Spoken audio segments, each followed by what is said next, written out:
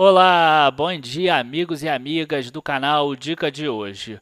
Depois que a bolsa caiu de 87 mil pontos para 83 mil pontos, muitas pessoas começaram a perguntar o que eu achava com relação aos investidores estrangeiros, ao fluxo de investidores estrangeiros que começaram a sair da bolsa de valores. A gente já viu sobre os investidores estrangeiros em um outro vídeo que eu vou tentar colocar aqui em cima, mas é importante para a gente analisar o investidor estrangeiro, a gente se imaginar como esse estrangeiro. E como é que o estrangeiro analisa a bolsa? Ele olha exatamente o Morgan Stanley Capital Index, e no caso o índice do Brasil. A gente já vai ver tudo sobre esse índice depois da vinheta. Enquanto isso, dê o seu like, curta o canal, compartilhe com os amigos, se inscreva e aperte ali no sininho.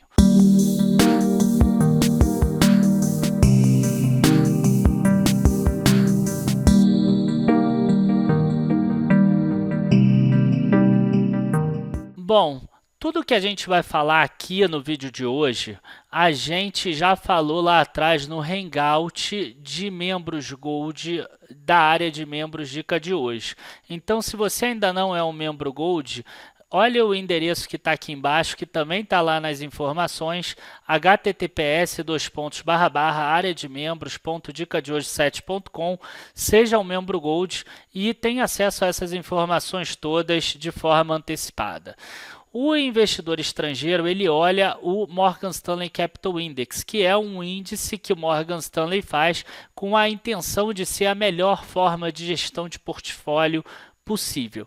Ela abrange 47 economias globais, sendo 23 desenvolvidas e 24 economias em desenvolvimento.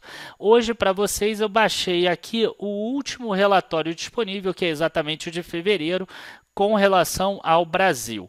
E aí a gente já entra aqui no próprio relatório, o MSCI Brasil Index, e a gente tem aqui, por exemplo, o gráfico do Brasil, que é esse de cima. A gente tem aqui na linha amarela exatamente os mercados emergentes, e a gente tem aqui embaixo, na linha verde, os países desenvolvidos. Como vocês podem ver, a gente tem aqui, o Brasil ainda não se recuperou com relação ao valor da crise do subprime americano em dólar. Enquanto isso, os mercados emergentes já se recuperaram e os países desenvolvidos também já se recuperaram. Isso aconteceu muito fortemente porque o Brasil teve uma recessão muito forte aqui em 2015 e 2016 na economia real. A gente consegue ver isso muito bem aqui embaixo também. A gente vê que em 3 anos o retorno anualizado do Brasil é o maior de todos, 12,91 contra 8,97 e 8,34. Mas quando a gente pega 5 anos e 10 anos, a gente ainda tem um retorno anualizado em dólar negativo, o que mostra que o Brasil ainda tem um potencial grande aí de alta. Quando a gente pega, por exemplo, 10 anos de países desenvolvidos, 5,65%, a gente vê que ele já está na média desde o início do índice, em dezembro de 29 de dezembro de 2000, 5,46%. Em compensação, os mercados emergentes e o próprio Brasil ainda estão muito distantes da média deles. E aí é que entra aquela questão. Os investidores que estão em países desenvolvidos, como Estados Unidos, Alemanha, Reino Unido, Japão, eles estão começando a migrar o dinheiro deles exatamente para os países em desenvolvimento e também para o Brasil. Por isso a gente consegue ver aqui retornos maiores exatamente no Brasil, que é o que está mais atrasado de todos. Algumas pessoas não vão conseguir enxergar tão bem nem dessa forma. Então eles colocam aqui do lado para a gente perceber. Em 2016, por exemplo, o Brasil cresceu 66% contra 11% contra 7%. Por quê? Porque no ano anterior ele caiu 41%, o outro caiu 14% e o outro 2%. O Brasil teve 3 anos aqui seguidos de queda, igual os mercados emergentes. Só que olha a intensidade da queda do Brasil, olha a intensidade da queda dos mercados emergentes. Quando a gente vem aqui em 2017, a gente vê que a alta do Brasil foi 24% e a dos países emergentes 37, o que mostra que o Brasil teve aqui uma diferença que pode ser positiva para ele, que possa fazer com que o Brasil ainda cresça mais. Aqui também a gente percebe que o preço sobre lucro do Brasil hoje é acima do preço sobre lucro esperado, isso em todas as economias, mas não é porque a bolsa está cara, como a gente consegue ver aqui do lado. É exatamente porque espera-se um aumento dos lucros das empresas. E para dividendos, a gente vê que o Brasil também é inclusive melhor do que os mercados emergentes e que o ACWI, que são os países desenvolvidos. Isso também mostra que o Brasil tem aí um desconto, porque o yield dele é o que está mais alto de todos. Mas nem tudo são flores, né? Quando a gente olha aqui a questão de risco-retorno e quando a gente vê a volatilidade, a gente vê que a volatilidade do mercado brasileiro ela é muito maior do que as outras volatilidades. E isso é normal, porque você está pegando apenas um mercado e os outros é uma cesta de mercados. Então é normal que um mercado que esteja melhor compense outro que esteja pior. Isso aqui também é uma amostra como é importante o investidor diversificar. E o investidor estrangeiro entende isso. Então o que acontece? O que o investidor estrangeiro percebe? Ele percebe que esse ano o Brasil cresceu 14% em fevereiro. Enquanto isso, os países emergentes cresceram 3%, os países desenvolvidos cresceram 1%. O Brasil tem um desconto? Tem, mas esse aqui ficou muito alto. Então o que ele faz? Ele vende um pouco em março, e aí essa projeção do Brasil aqui diminui, por exemplo, para 8%, os países emergentes sobem para 5% ou 6%, então o Brasil já tem de novo um potencial para subir de novo.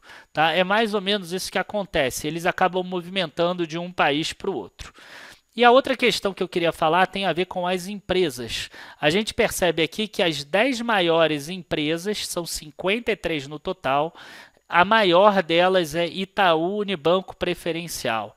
Depois tem Vale Ordinária, aí depois tem Banco Bradesco Preferencial, Ambev Ordinária, as duas Petrobras, Itaúsa, a BMF Bovespa, que mudou o código dela recentemente, Banco do Brasil e Banco Bradesco. A gente vê que tem empresas desde 1 bilhão de dólares até empresas com valor de mercado de 50 bilhões de dólares, que é exatamente o caso do Itaú Unibanco. A gente vê que é muito focado aqui exatamente no sistema financeiro, são empresas financeiras, a maior parte do Brasil, 36,79%. Se somar materiais aqui, 15,39%, a gente já tem mais de 50%. E ainda tem aqui energias 13,74% e varejo 12,61%. Esses 4 setores pegam 75% desse índice brasileiro. Eu queria falar sobre isso exatamente por causa dessa matéria da Infomoney aqui, que já saiu há um tempinho atrás, no dia 15 de março. Inclusive o nosso hangout para membros Gold foi um pouco depois e a gente falou sobre isso lá, como eu já citei anteriormente, ó. O Morgan Stanley mandou uma proposta para que aprovassem para que tivesse alterações na regra de composição desse MSCI Brasil, que é uma espécie de Bovespa para os investidores estrangeiros, como eu já mostrei. Uma das propostas do MSCI tem como objetivo dar menos pesos em seus índices para companhias de capital aberto, com 2 classes de ações, ON e PN, composição que afeta diretamente os papéis de Itaú, Bradesco, Vivo, Gerdau e Itaúsa, dentre muitos outros. Esses são os que mais serão afetados. E os papéis que ganham são exatamente os papéis que são do novo mercado, que só tem ações ordinárias, ó, como Ambev, como Vale e como a própria BMF. A gente pode ver que a Ambev subiu, por exemplo, nesse mês de março. A Vale ela caiu muito mais por causa da queda do minério do que por causa dessa notícia em si.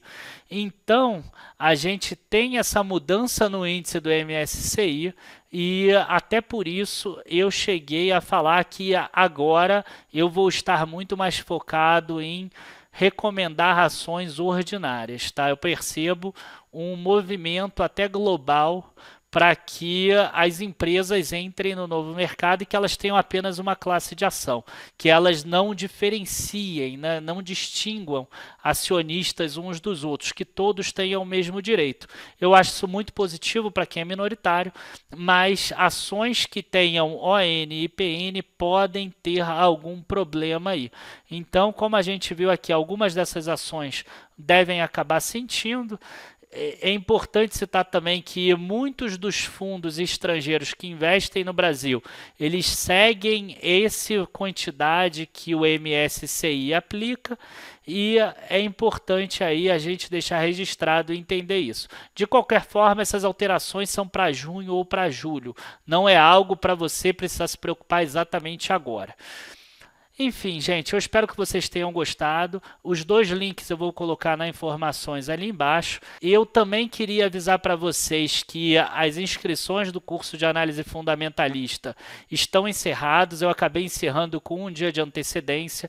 Eu preferi fazer isso para manter a qualidade do curso. Afinal, eu acho que o mais importante aí, a qualidade, é ver que as pessoas tenham conseguido aprender aquilo que eu quero passar.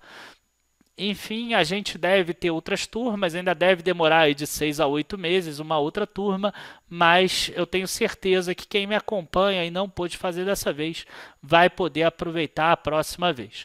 Muito obrigado a todos, abraços, bom final de semana e bons investimentos na segunda. Tchau, tchau.